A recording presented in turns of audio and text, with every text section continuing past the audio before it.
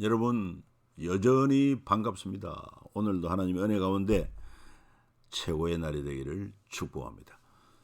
통성경학교 우리는 성경 전도에 대해서 지금 살펴보고 있습니다.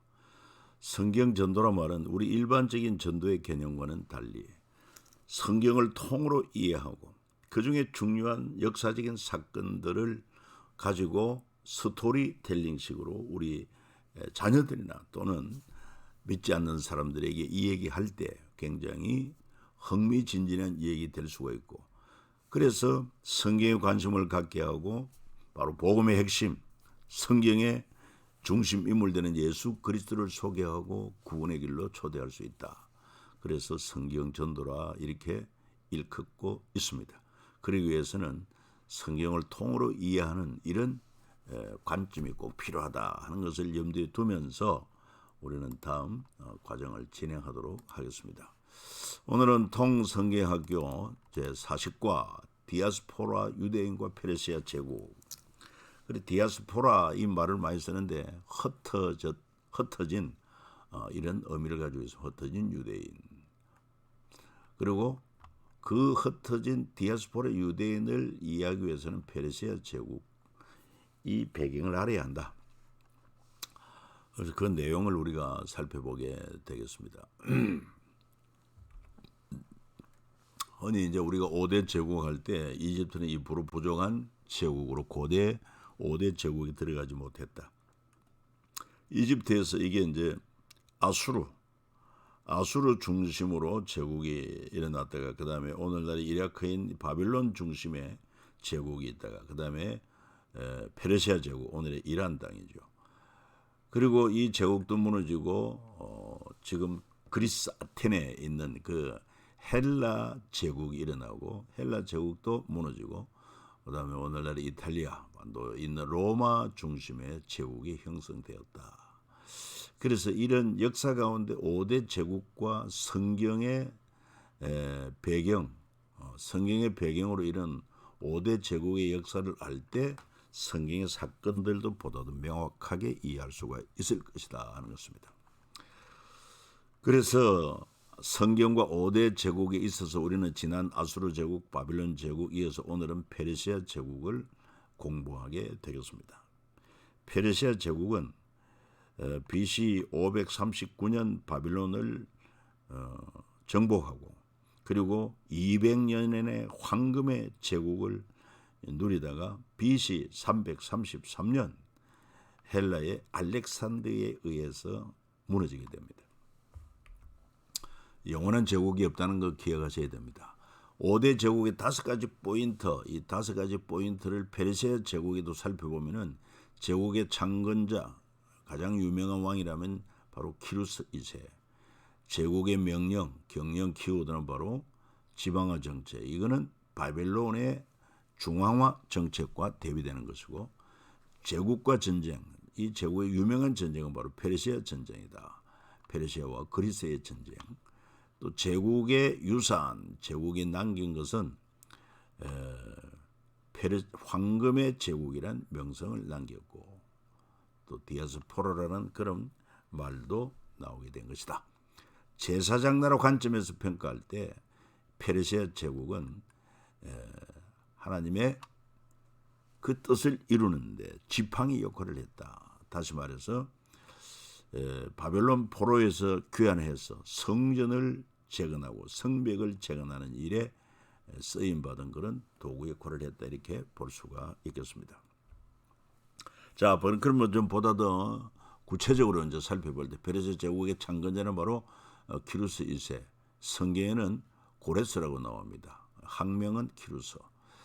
페르시아 건국의 아버지, 이란 건국의 아버지 키루스 2세다.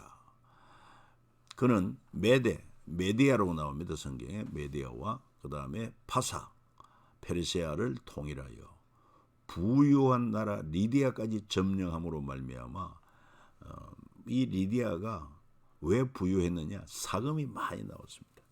그래서 굉장히 경제적으로 아주 부유하게 됩니다. 페르시아 제국이. 그리고 이 고레스가 바벨론을 점령했고 그 후에 고레스의 칙령이 내려서 그 칙령은 바로 바벨론에 의해서 중앙화 정책에 의하여 포로로 잡혀왔던 자들을 지방화 정책으로 다시 귀환하라. 그리고 특별히 레반트 해뜨는 동쪽 지역 활성화를 위해 지원을 했다. 어떤 지원이냐? 유대인들에게 성전 건축을 하도록 지원하고 아울러 성전에 쓰이는 모든 기명들 5,400점을 돌려보냅니다. 돌려보냈지만은 그들 입장에서는 다 투자다 이 말, 투자. 지원하고 투자하고 목적이 있겠죠. 이로 말미암아 이 지역을 경제 활성화를 시켜서 더욱더 많은 수익을 창출함으로 황금의 제국을 위한 기반 제공이다. 그렇게 보는 것입니다. 자, 이 고레스가 칙령을 내릴 때 그 성경에 에스라 1장 1절로 4절에 잘 나옵니다. 파사왕 고레스 원년에 여호와께서 예레미야의 입을 통하여 하신 말씀을 이루게 하시려고. 그렇지요. 역사를 주관하신 분이 하나님입니다. 일찍이 바벨론 포로되기 전에 예레미야 선지자를 통해서 70년 차면은 포로에서 귀환한다. 그렇게 역사를 주관하고 계신 분이 하나님입니다. 그 하나님이 또한 이 파사왕 고레스의 마음도 감동시킴에 그가 온 나라에 공포도 내리고 조서도 내려 하늘의 하나님 여호와께서 세상 모든 나를 내게 주었고 또 내게 명령하서 유다 예루살렘의 성전을 건축을 하셨나니 이스라엘 하나님 참 신이시라. 너희 중에 거의 백성된 자는 다 유다 예루살렘에 올라가서 여호와의 성전을 건축하라. 그는 예루살렘에 계신 하나님이시라. 이렇게 고백하고 있습니다. 고레스의 마음을 감동시킬 때 그때 도구로 쓰임받은 인물이 있는데 그 바로 다니엘이라고 볼 수 있습니다. 여러분 아시지 않습니까? 바벨론의 마지막 왕 벨사살이 교만 자만해가지고 성전에 쓰이는 기명 은그릇을 가지고 와서 부어라 마시라 할 때 갑자기 사람 손의 형상이 나타나 흰 벽에 글을 쓰는데 알아볼 수 없는 글.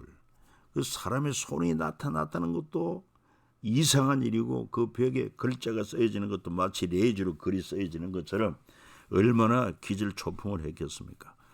그래가지고 두려워 떨고 있을 때 왕비가 지혜로운 왕비였습니다. 바로 아버지 때 참으로 이 분야의 종교학에 쓰였던 다니엘을 부르면은 이 글을 읽고 해석할 수 있겠다. 그래가지고 이미 정계에 은퇴한 거의 90세가 넘은 다니엘이 부름받아서 그 현장에 왔고 그 글을 읽었죠. 매네 대겔 우바르신, 즉 하나님의 저울에 달려 부족함이 드러나 나누어졌다. 그래서 그 나라가 이제 페르시아에 의해 주어진 바가 되어야 되는 것이죠. 바로 그 해석한 후에 이 페르시아 고레스가 일끄는 군사들이 기적적으로 기습작전으로 말미암아 그 마지막 연애 현장에 나타나서 벨사살을 그 자리에서 죽이고 그때 누구를 만납니까? 고레스와 다니엘이 만납니다. 워낙 다니엘이 유명한 인물이기 때문에 이 고레스도 그에 대한 정보를 알고 있었고 그 두 사람이 기꺼이 만나서 다니엘은 증거를 합니다. 당신이 이럴 줄 이미 성경에 기록하고 있었다. 지금부터 150년 전 하나님은 이사야서에 당신의 이름을 기록했다는 것과 아울러서 우리 바빌론의 포로 생활이 70년 만에 끝나고 다시 귀환하게 될 것이라는 것도 이미 예언되었다는 이런 사실을 증거하게 되므로 고레스의 마음이 감동을 받게 된 것을 알 수 있습니다. 그래가지고 그가 놀라운 고백을 하고 유대인들을 다시 예루살렘으로 귀환하고 성전을 건축하게 했다는 것을 알 수 있습니다. 자, 그리고 페르시아의 그 외 왕들을 살펴보면은 고레스의 아들 캄비세스 2세 그는 애굽을 점령했고 그 다음에 다레이오스, 한 명은 다레이오스, 성경의 이름은 다리오로 나오죠. 1, 2차 페르시아 전쟁을 이끌었고 또 성전 재건 왕공 때 그 왕이 누구냐? 바로 다리오 왕이었다. 그 다음에 크세르크세스 왕이 나오는데 성경에는 아수에르 왕이로 나오죠. 바로 에서드를 왕비로 삼은 왕이다. 그가 3차 페르시아 전쟁을 이렇게 했지만은 패배하고 그때 에스더에 의해서 불임절이 제정된 것을 알 수 있습니다. 그 다음에 아들 아르타크스르크스에서 성경에는 아닥사스다 왕으로 나오는데 2차 3차 포로를 귀환 조치합니다. 1차는 고레스 때 하고 2차 3차 1차 2차 사이에는 약 80년 그러니까 80년의 그런 차이가 있습니다. 그리고 3차는 2차 후에 14년 후에 3차 포로 귀환 조치를 내린 왕이 바로 아르타크스르크스에서 아닥사스다 왕이다. 역시 이들을 귀환 조치시킴으로 말미암아 레반트 지역 활성화를 이루고 또 성벽도 재건하도록 그렇게 지원을 한 것입니다. 그리고는 다레이우스 3세 페르시아 마지막 왕이고 헬라와의 전투 이수스 전투에서 패배함으로 페르시아의 막을 내리게 됩니다. 그리고 페르시아 제국의 명령, 경영 키우더라고 할 수 있는데 그들은 지방화 정책을 폈다. 바벨론의 중앙화 정책과 대비되는 정책이 지방화 정책이다. 자, 점령지 예루살렘 성전을 건축하도록 또 예루살렘 성을 재건하도록 이렇게 지방화 정책으로 지원을 해줍니다. 목적은 뭘까요? 당연히 그렇게 지방화 정책으로 투자를 함으로 말미암아 거기에서 막대한 세수를 거두고 부를 창출할 수 있기 때문에 투자를 한 것이죠. 자, 그리고 디아스포라 유대인, 흩어짐이라는 뜻을 가진 게 디아스포라인데 그 남아있는 백성, 디아스포라 백성이 어느 곳에 머물러 살든지 그곳 사람들이 마땅히 은과 금급하게 물건과 짐승으로 도와주고 그 외에도 예루살렘에 세울 하나님의 성전을 위해 예물을 기쁘게 드릴지니라. 그래서 1차 귀환 때 돌아오지 못한 자들 그리고 또 2차에도 3차에도 돌아오지 않은 것 남아있는 그래서 페르시아 제국 전역에 흩어져 사는 유대인들 디아스포라 유대인이라. 그들은 대부분 상업에 종사하여 살기 때문에 삶의 터전을 두고 귀환하는 일이 생각 이상으로 쉽지 않았기 때문이다. 그래서 그들은 흩어진 그곳에서도 유대 공동체를 이루고 회당을 짓고 신앙을 유지해 왔던 것입니다. 디아스포라 유대인들은 이후 로마 제국이 지배하던 시대의 여행이 자유로워지자 1년에 3번 유월절, 오순절, 초막절 이런 명절에 혹은 한 번이라도 예루살렘을 방문하는 것이 마치 성지순례와 된 것 같습니다. 그리고 예루살렘 성전에 1년치 11주를 바치며 예루살렘의 경제를 활성화하는 주역이 된 인물도 바로 디아스포라 유대인이었다. 지금도요. 미국의 경제를 좌지우지하는 자들이 바로 유대인이라고 말하지 않습니까? 자, 제국의 형성 과정 5단계, 공성전, 점령지 정책, 그 다음에 노예화, 물질주의 극대화, 그리고 성을 지키는 수성전, 이렇게 제국 형성 과정 5단계인데, 특별히 페르시아는 이 사르티스 성을 점령함으로 말미암아 여기에서 엄청난 부를 축적하게 되었다 하는 정도 기억하면 좋겠습니다. 자, 이것도 조금 구체적으로 페르시아의 1단계 공성전은 어떤 내용이냐? 리디아 크로이소스의 기마 부대와 페르시아 규르스 2세의 낙타 부대와의 싸움에서 승리함으로 말미암아 이 리디아 크로이소스 왕의 사르디스 성을 점령을 할 수 있었다. 특별히 이 기루스 2세는 낙타 부대를 끌어오는 낙타 냄새 때문에 리디아 말들이 날뛰자 사르디스 성 안으로 리디아 군사들이 대피하게 되고 성을 포위한 지 2주 지난 어느 날 떨어뜨린 투구를 주워가는 적군 한 명을 쫓아가서 비밀 통로를 확인하고 안에서 성문을 연 후 점령하게 되었다. 사르디스 성에 대해서 이렇게 역사가들이 기록한 것이었습니다. 2단계로 점령지 정책은 어떻게 했느냐? 이미 아는 것처럼 크로이소스 왕의 조언을 받아가지고 이 코레스와 크로이소스는 따지고 보면은 크로이소스 왕이 외조부와 같다. 역사적으로 살펴보면 그렇습니다. 역사의 아버지라고 이렇게 헤로도토스 그 역사라는 책에 보면은 이 관계가 나와요. 페르시아 제국의 지방화 정책을 시작하게 되었다. 그러니까 젊은 고레스가 외조부 자기가 물론 리디아를 정복하고 그 왕이 바로 누구였습니까?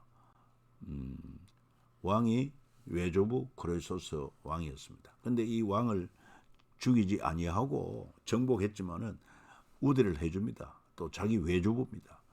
그러면서 크레소스도 기꺼이 패배를 인정하고 자기 외손주지만 고레스의 그 탁월한 그런 어떤 그 인재성을 발견하고는 다 인정을 합니다. 그러면서 조언을 해주지요. 이제 이 제국을 만들면은 바벨론과 차별되는 지방호 정책을 쓰라. 그대로 했어요. 그리고 리디아 정복 후에 석관으로 페르시아 병사들이 그 리디아에 사금이 많이 나니까 그런 금을 약탈을 시작하자 리디아의 모든 부가 이미 기루스 것인데 왜 약탈을 하느냐? 라는 외조부 크로이소스 왕의 조언대로 약탈을 중지했다. 이런 기록도 있습니다. 그래서 유화, 관용의 지방화 정책을 쓰므로 그대로 보존하고 세금만 징수하겠다. 그렇지 않고 바벨론 같은 경우에는 예루살렘 성을 완전히 그냥 불태우고 황폐화시킴으로 말미암아 파괴적이라면은 이 페르시아는 정복 식민지와 더불어 유화 정책 그리고 관용의 지방화 정책 그러니까 모든 시설을 그대로 최대한 그대로 보존해주고 세금만 내게 했다. 그리고 페르시아 레반트 지역 활성을 위한 점령지 예루살렘 재건 정책 그래서 예루살렘 성을 재건하도록 성전을 건축하도록 이렇게 했던 것을 알 수 있지 않습니까? 그래서 고레스는 포로를 귀환시키는 칙령을 내리게 되었다.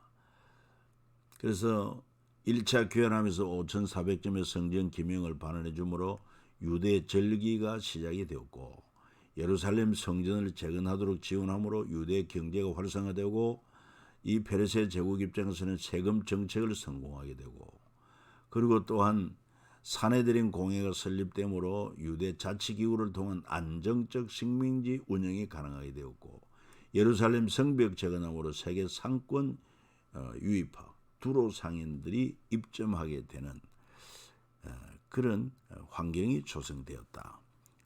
이렇게 보는 것이죠. 자, 3단계 제국의 형성 5단계 가운데 3단계 노예화 점령지 지역 주민을 노예화하는 것이었습니다.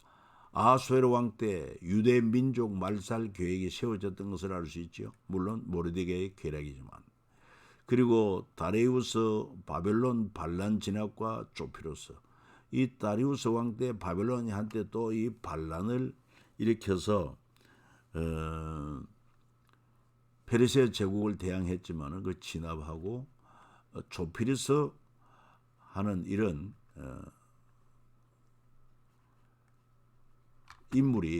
인물이 바로 조기에 진압이 될 수 있었다. 결사항쟁하는 바벨론 반란으로 난공불락의 성이자 물자가 충분한 바벨론 성을 19개월간 보유하며 돌파구를 찾지 못한 페르시아 다레이오스 왕 때 이 조피로스의 바벨론 거짓 투항을 믿게 하기 위해서 3차에 걸쳐 미리 정한 각본대로 공성전을 도래하게 됩니다. 이때 페르시아 군대 제1선에 노예 군인 배치하고 수천 명이 죽습니다. 그리고 바벨론 성을 처리하는데 반란 주도자 3천 명을 말뚝에 꿰어 죽이고 바벨론 청동문과 성벽 모두 부숴버리게 되었다. 이것도 역시 역사책에 기록되어 있는 내용입니다. 4단계 제국의 4단계는 물질주의 극대화. 그래서 제국을 형성한 목적이 여기에 있습니다. 번창과 그리고 번영. 그게 바로 물질주의 극대화 아니겠습니까? 그런 배경도 타당한 배경이 있습니다. 그동안 쓴 전쟁 비용을 점령지에서 획득할 수 있는 물질을 최대한 극대화할 방법을 찾아 제국이 불을 이루려고 하는 것이죠. 페르시아 때 세금 보면 다리우스는 정복한 지역을 20개 구역으로 나누어 구역별 납세액을 징수했다고 하며 1년에 약 은 1만 4,650달란트를 거두었다. 역시 헤로도토스 역사의 역사책에 나온다. 1, 2, 3차 페르시아 전쟁 때 페르시아 제국의 공성전을 위한 손실이 어마어마했습니다. 페르시아 함선 손실이 1,100여 척, 1차 300여 척, 3차 페르시아 전쟁 때 폭풍으로 400여 척이 그냥 소실되고 200여 척이 적에 의해서 격침이 되고 200여 척이 포획이 되고 손실 800여 척, 경제적으로 어마어마한 손실이죠. 그때 저들은 3단 함선을 만들었어요. 노전 넣은 사람 170명, 병사들과 지휘관을 합하면 모두 200여 명이 성선해가지고 그래서 전쟁에서 5만 명 이상 전사하고 1차 전쟁에서 1만 명, 2차 6,400명, 3차 전쟁에서 약 4만 명 이상 전사했다. 이 기록이 나옵니다. 그 이제 성경에 보면은 3차 페르시아 전쟁 출전 전 행한 페르시아의 잔치가 바로 아수르 왕 때 있었던 잔치입니다. 성경을 읽어봐요. 이 일은 아수에로 그러니까 이제 항메오는 크세르크세사 왕 때 있었던 일이니 아수에로는 인도로부터 구서까지 127지방을 다스리는 왕이라. 당시에 아수에로 왕이 수상궁에서 즉위하고 왕위에 있은 지 제3년에 그의 모든 지방강과 신하들을 위하여 잔치를 베푸니 파사와 메대 장수와 각 지방의 귀족과 지방관들이 다 왕 앞에 있는지라. 왕이 일어났고 180일 동안에 그의 영화로운 나라의 부왕과 위엄에 혁혁함을 나타내니라. 이 모든 자를 한꺼번에 불러서 잔치하면은 그 뭐 공간도 그렇고 장소가 마땅치 않겠죠. 그래서 180일 동안에 돌아가면서 그 방대한 지역에 이런 지도 인사들을 다 초청해가지고 그리고는 아수르 왕의 앞으로 나라를 어떻게 이끌겠다. 그리고 나라의 번영을 어떻게 이루겠다. 아울러서 정복에 대한 그런 야심도 이야기하는 자리가 바로 이런 자리였다는 것을 알 수 있습니다. 그러니까 얼마나 많은 비용이 들어가겠습니까? 마지막 5단계가 이제 수성전인데 제국이 형성되었으면은 다른 제국이 영원하도록 그 제국을 지키는 수성전. 그러나 이 수서 전투로 큰 타격을 입은 후 BC 331년 가오가멜라 전투에서도 알렉산더 군대 대패를 하고 가오가멜라 전투 때 다리우스 3세는 척근에게 살해됨으로 페르시아 제국이 끝나게 되더라 하는 것입니다. 자, 참고로 페르시아 제국의 전쟁, 이걸 다른 말로 페르시아 전쟁으로 페르시아와 그리스의 전쟁을 일컬어서 페르시아 전쟁, 역사책에 이렇게 나옵니다. 1차 전쟁은 BC 492년에 다리오 왕 때, 그때는 페르시아가 이 그리스를 공략할 때 폭풍을 만나 제대로 공격도 못하고 퇴각하게 됩니다. 그게 바로 몬스터 폭풍이라고 말하고 있습니다. 그때 300여 척이 침몰되었다는 겁니다. 2차는 BC 490년에 그러니까 2년 후에 다시 다리오가 전쟁을 일으켰지만 이 전쟁에서 페르시아 군대는 2만 명의 보병, 5천 명의 기병, 3단 노선 200척, 수송선 400척, 수병 4만 명을 이끌고 대대적으로 침략을 했지만 당시 그리스 아테네 군대는 9천 명의 보병, 용병 600명에 불과했습니다. 기병 함대도 없었습니다.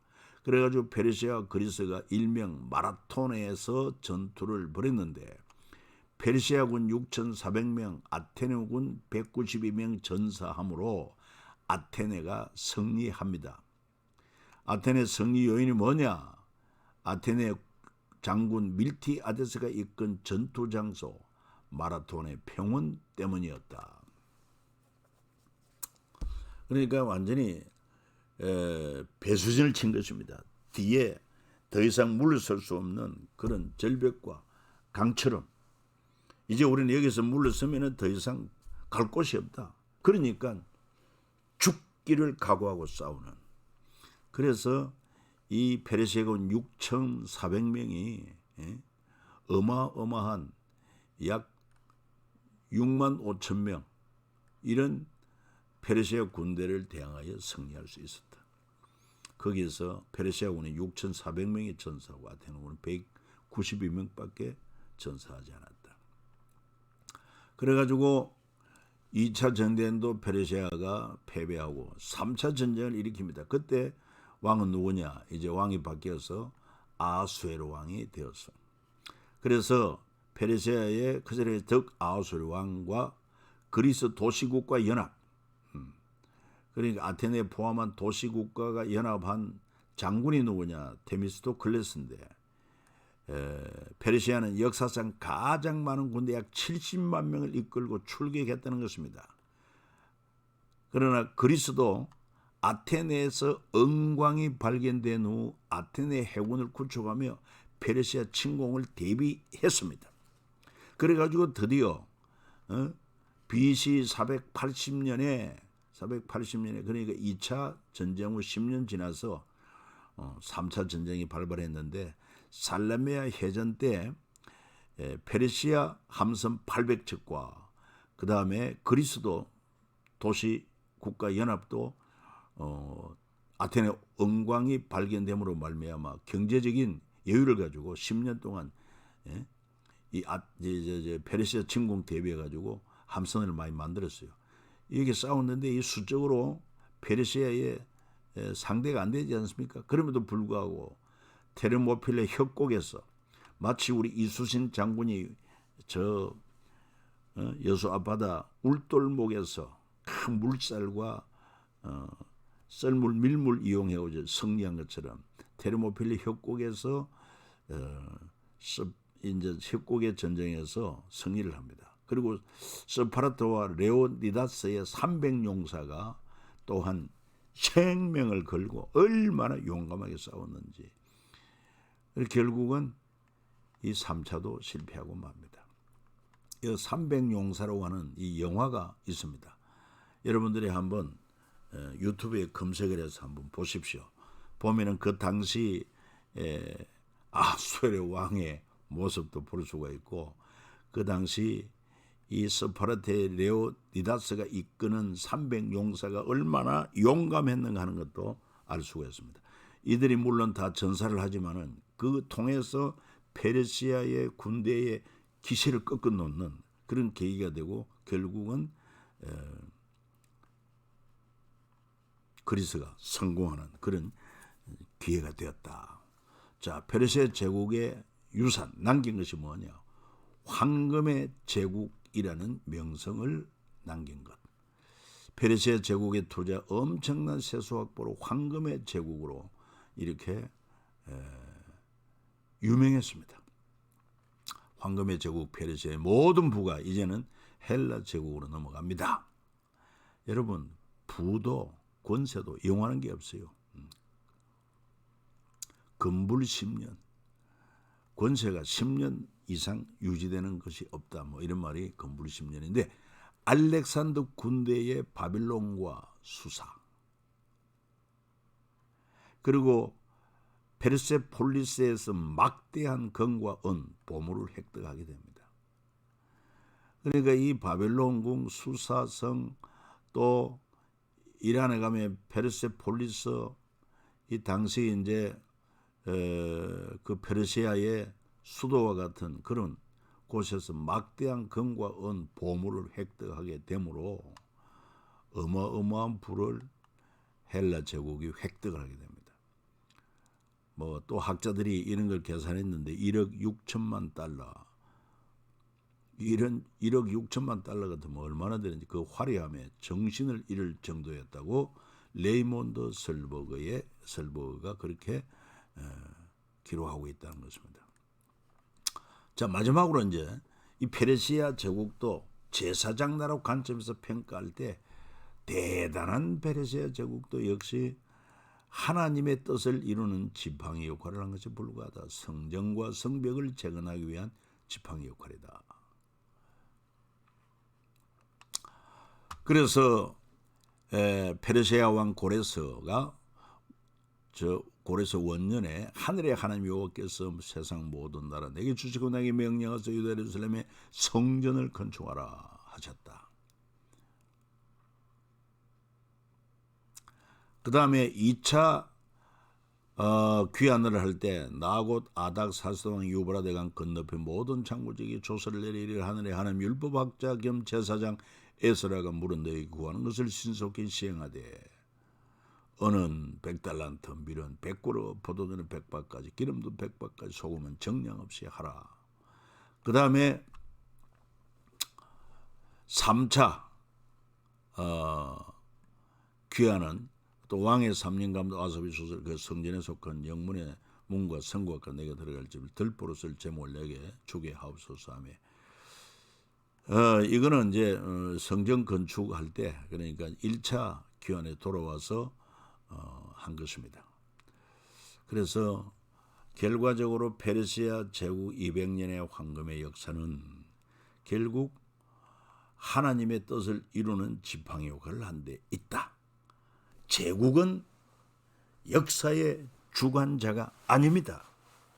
제국의 흥망성쇠를 주관하시는 분이 하나님이시고 하나님은 당신의 나라, 당신의 백성을 영원토록 보존시키는 만왕의 왕이시고 만주의 주가 되신다는 사실을 우리가 다시 한번 기억하면서 오늘도 하나님의 나라와 그 의를 추구하는 믿음의 삶을 계속 살아가는 우리 모두가 되기를 주의 이름으로 축복합니다. 수고하셨습니다.